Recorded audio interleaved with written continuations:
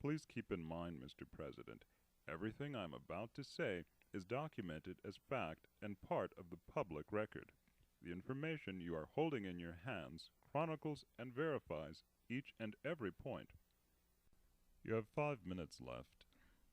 The floor is yours. Brief me. Thank you, Mr. President. Okay, first, on the FBI's most wanted list, Osama bin Laden is not charged with the crimes of 9/11. When I called the FBI to ask them why this was the case, they replied, quote, "There's not enough evidence to link bin Laden to the crime scene." Close quote.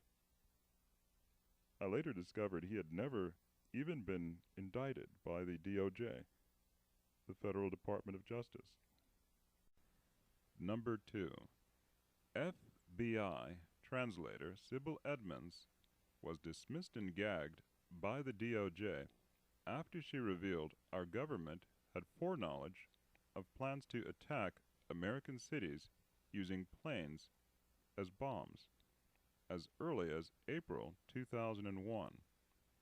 In July of 2009, Mrs. Edmonds broke the federal gag order and went public to reveal Osama bin Laden, Al-Qaeda, and the Taliban were all working for and with the CIA up until the day of 9/11.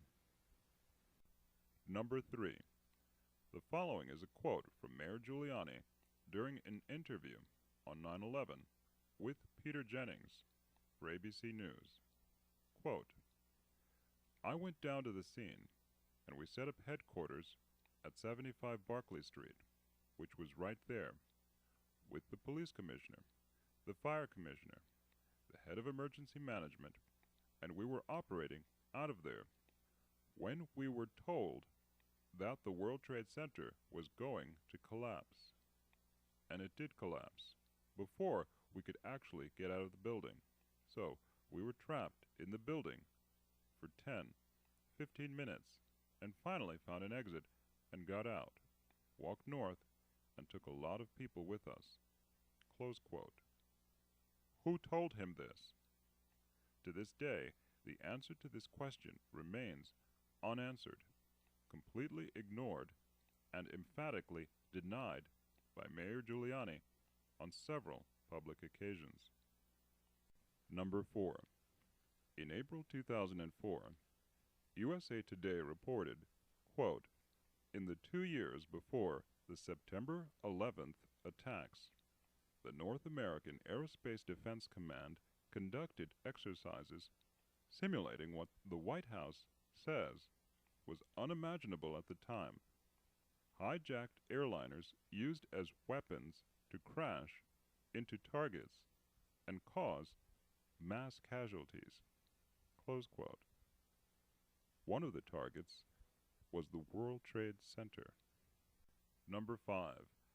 On September 12, 2007, CNN's Anderson Cooper 360 reported the mysterious white plane spotted and videotaped by multiple media outlets flying in restricted airspace over the White House shortly before 10 a.m. on the morning of 9/11 was in fact the Air Force's E-4B, a specially modified Boeing 747 with a communications pod behind the cockpit, otherwise known as the Doomsday Plane. Though fully aware of the event, the 9/11 Commission did not deem the appearance of the military plane to be of any interest and did not include it in their final report. Number 6. 3 F-16s assigned to Andrews Air Force Base, 10 miles from Washington, D.C., were conducting training exercises in North Carolina, 207 miles away, as the first plane crashed into the World Trade Center.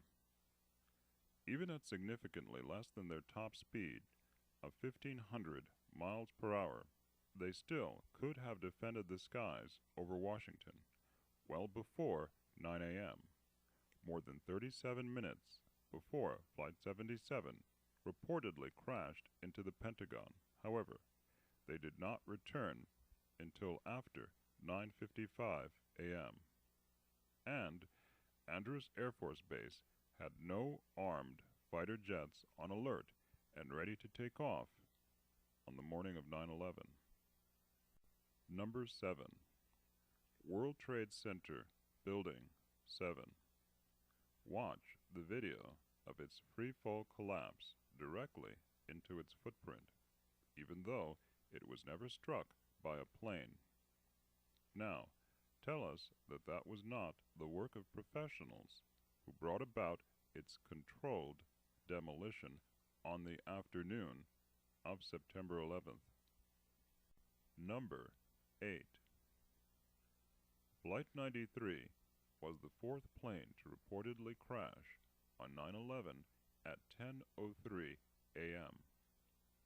Vice President Cheney only gave the shoot-down order at 10:10 to 10:20 a.m., but this was not communicated to NORAD until 28 minutes after Flight 93 had already crashed.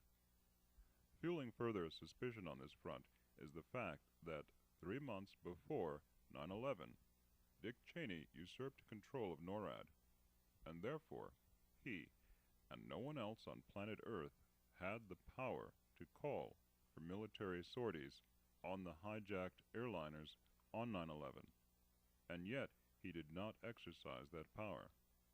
And then, 3 months after 9/11, he relinquished command of NORAD and returned it to military operation. Number 9. Scores of mainstream news outlets reported the FBI conducted an investigation of at least 5 of the 9/11 hijackers being trained at U.S. military flight schools. Those investigations are now sealed and need to be declassified. Number 10. In 2004, New York firefighters Mike Balone and Nicholas DeMasi went public to say they had found the black boxes at the World Trade Center, but were told to keep their mouths shut by FBI agents. Nicholas DeMasi said he escorted federal agents on an all-terrain vehicle during October 2001 and helped them locate the devices, a story backed up by Mike Balone.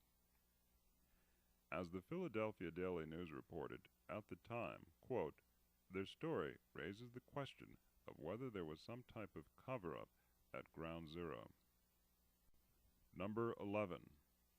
Hundreds of eyewitnesses, including first responders, fire captains, news reporters, and police, all described multiple explosions in both towers before and during their collapse. Number 12. An astounding video uncovered from their archives shows BBC News correspondent Jane Stanley reporting on the collapse of World Trade Center Building 7 over 20 minutes before it fell at 5:20 p.m. on the afternoon of 9/11. Tapes from earlier BBC broadcasts show news anchors discussing the collapse of Building 7 a full 26 minutes in advance. The BBC at first claimed their tapes from 9/11 had been lost, before admitting they made the error of reporting the collapse of Building 7 before it happened, without adequately explaining how they could have obtained advanced knowledge of the event. In addition, over an hour before the collapse of Building 7, at 4:10 p.m., CNN's Aaron Brown reported the building, quote, has either collapsed or is collapsing. Do you understand how dark it is? How far down the line we are? How late it is?